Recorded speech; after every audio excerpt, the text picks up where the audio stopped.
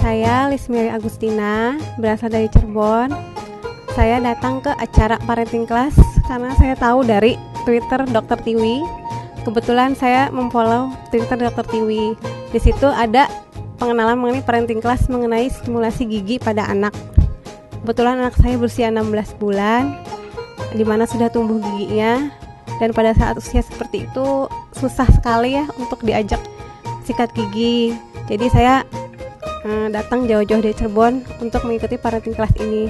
Saya mengikuti parenting class ini sudah yang ke-8. Saat ini yang ke-8 kali. Jadi saya mulai dari anak saya masih di dalam kandungan sampai saat ini anak saya sudah umur 7 bulan. Anak saya itu dipantau terus oleh Dr. Tiwi dan selalu kontrol ke sana.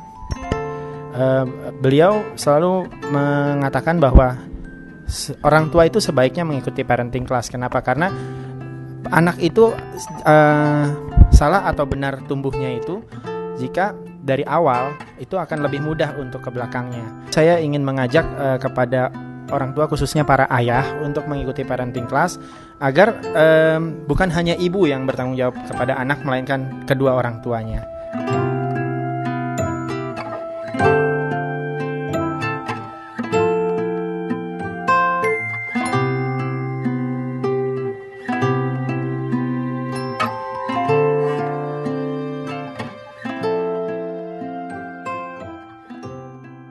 Terima kasih. Siapa tadi yang dari Cirebon? Aduh, jauh banget. Makasih ya datang. Ini sebetulnya yang terdaftar 70. Tapi karena kita cukup padat yang akan kita kasih, kalau terlalu siang takut saya bayi atau anak-anak tuh rewel jadinya. Ya, jadi kita mulai saja. Ini juga nanti akan di-share di YouTube. Nanti kalau ini sebetulnya materi hari ini cukup, mungkin materinya Dokter Luh nanti yang dilihat prinsip-prinsipnya, karena saya cukup kewalahan meminta atau mengajarkan bayi yang waktu usia 8 bulan harusnya dia belajar ngunyah karena nggak tumbuh gigi, ibu masih bertahan di blender. Nah sebetulnya kalau menyusui kan bagus ya, tapi kalau makanannya nggak betul pasti kurus bayinya. Ya, jadi di atas 6 bulan itu problem makan itu sangat penting. Nanti Dokter Luh akan menerangkan gimana sih. Dokter Luh ini dokter rehabilitasi medis anak. Beliau ini sangat kesohor di Indonesia. Kebetulan beliau partner kami di Bunda Growth and Development. Ya, jadi kalau ada problem-problem, kita biasanya paling senang tuh mengelola dari bayi justru. Ya, jadi teman-teman ini senang sekali bicara di sini karena kita bicara dari fresh kasus. Jadi belum datang kalau udah umur 2 tahun ngemut, itu susah ya Dokter Luh ya? Susah, jadi sekarang bicara yang normal. Ya, jadi kalau nanti bicara yang problem, lebih susah lagi. Seringkali kapan anak saya gosok gigi? Ya, kenapa saya expose ini? Karena seringkali saya dapat gigi anak tuh di atasnya bolong-bolong begini. Ya, tahu kan meriksa anak susah banget ya. Saya hitung 30 detik aja meriksa bayi susahnya minta ampun. Apalagi kalau saya kirim ke dokter gigi. 30 menit buat uber-uberan dulu. Ya, jadi artinya supaya nggak terjadi begini, kita di sini senangnya itu mencegah, mempromosikan kesehatan. Jadi jangan kalau ngobatin itu luar biasa susahnya. Ya, slide Mbak. Mulut itu sebetulnya pusat belajarnya bayi gitu ya. Pertama, makanya menyusui itu akan merupakan proses stimulasi gitu ya. Nah biasanya yang sering kali orang tua gatel nggak bolehin itu usia 2-4 bulan. Tadi kenapa saya minta Mbak Ici bermain pada bayi, karena di situ diterangin fasenya bayi itu dia memang tadinya kan dia di bedong diam aja gitu kan. Nanti begitu dia bergerak nomor 1 yang dia kerjain begitu. Ya, jadi jangan dilarang, itu fasenya dia. Karena kalau kita larang, dia begini sampai kelas 6 SD. Jadi bukan nggak ada maksud. Dia akan konsentrasi ke dirinya, itu bermain itu kan menimbulkan kesenangan. Jadi dia seneng, dia sedang menghibur dirinya. Cuma nanti usia 4 bulan dia mulai mengenal mainan yang di luar dirinya, makanya dia bisa begini. Ya, bisa begini gitu ya. Tapi bukan berarti, coba deh kalau begini ya, terus nanti kita hibur dia ya dengan kita ngobrol, dia lepas sendiri. Ya, artinya kalau bayinya begini ya dia sedang menstimulasi dirinya sendiri karena mulut, nanti Dokter Luh yang banyak menceritakan ya. Slide Mbak. Kemudian biasanya bayi atau anak, kalau anak ada problem tuh biasanya malah kita kasih dia ngisep permen biar dia fokus. Ya, tapi bayi sebetulnya kalau kita kasih itu lebih fokus dia karena itu kayak jadi otaknya kayak dikumpulin ke situ gitu. Ya, jadi artinya dia bertujuan. Malah kadang-kadang slide Mbak, kadang-kadang beberapa aktivitas ini empeng kan nggak boleh kalau nyusuin. Ya, kalau menyusui lebih bagus tidak empeng, tidak titer di masanya. Kalau dia bisa, kan biasanya dia akan main mulut ya, nanti waktu 6 bulan kan mulai makan. Makan itu adalah stimulasi. Nanti dokter Loh akan menerangkan tahap-tahap makanan, tadinya halus, nanti jadi kasar. Ya, pacifier ini salah satu untuk menstimulasi bayi. Dokter Loh tuh banyak yang bayi-bayi kecil yang sekilo-sekilo malah dikasih pacifier. Karena mereka tidak punya refleks isap.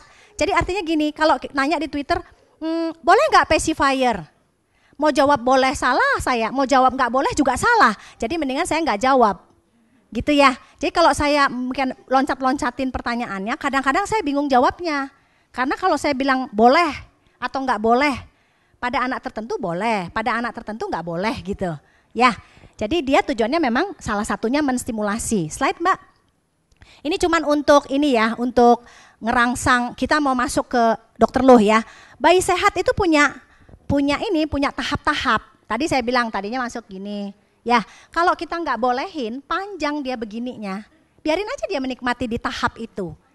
Ya, biarkan aja menikmati. Nanti dia sebetulnya kasih tanda bahwa oh sekarang nih tahap saya begini gitu. Ya, makanya saya sering kalau udah begini-begini jangan disarung tanganin lagi. Ya, jadi dia biarkan karena itu menstimulasi. Tapi kita memang harus tahu risiko penggunaan empeng. Risikonya infeksi telinga, ya, terus giginya begitu, ya, keterampilan mengunyahnya jelek, gitu ya. Jadi artinya kalau masih bisa nyusuin, memang lebih bagus menstimulasinya dengan dada, payudara, brush, ya. Oke, slide. Ini cuman untuk ini ya. Nah kemudian biasanya yang pakai formula, saya sering ngingetin, kalau udah di atas 6 kilo, di atas 3 bulan, 4 bulan, kan kebutuhan bayi itu bisa dihitung. Malam jangan dikasih lagi.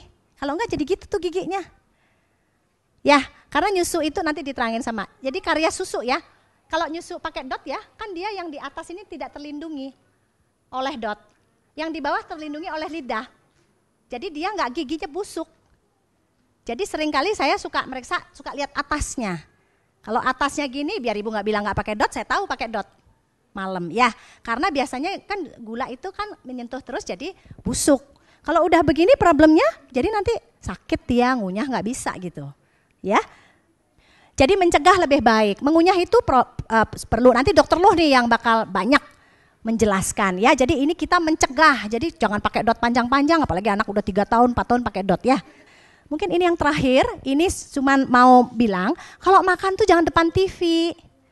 Ya, jangan depan TV karena dia harus fokus ke, nanti di YouTube saya itu ya, punyanya dokter Ibu Rini yang tadi tuh, dengerin banget dia berulang-ulang, itu teorinya bagus sekali. Nanti dia kasih tahu, pengasuhan itu yang paling bagus yang mana? Yang fokus pada aktivitas. Kalau dia nonton TV, dia tidak fokus pada aktivitas. Sama seperti waktu bayi, misalnya pakai baju, ayo tangan kanan diangkat, dia belum bisa nih, kita dong angkatin tangannya. Jadi jangan dikasih mainan sampai ambil ituin pampers supaya kita bisa gantiin pampers, enggak. Jadi kita justru kita bersihin dulu yuk dek, justru difokuskan ke aktivitasnya, itu pengasuhan yang bagus. Jadi jangan dialihkannya. Ya, ini sih untuk mengingatkan bahwa bermain harus dipahami, perkembangan harus dipahami. MPASI udah dapet ya, dari yang pakar-pakarnya saya datengin, sengaja bukan saya saja karena ilmu itu saya juga duduk di sini belajar dengan dokter Loh. Ya, oke silahkan dokter Loh.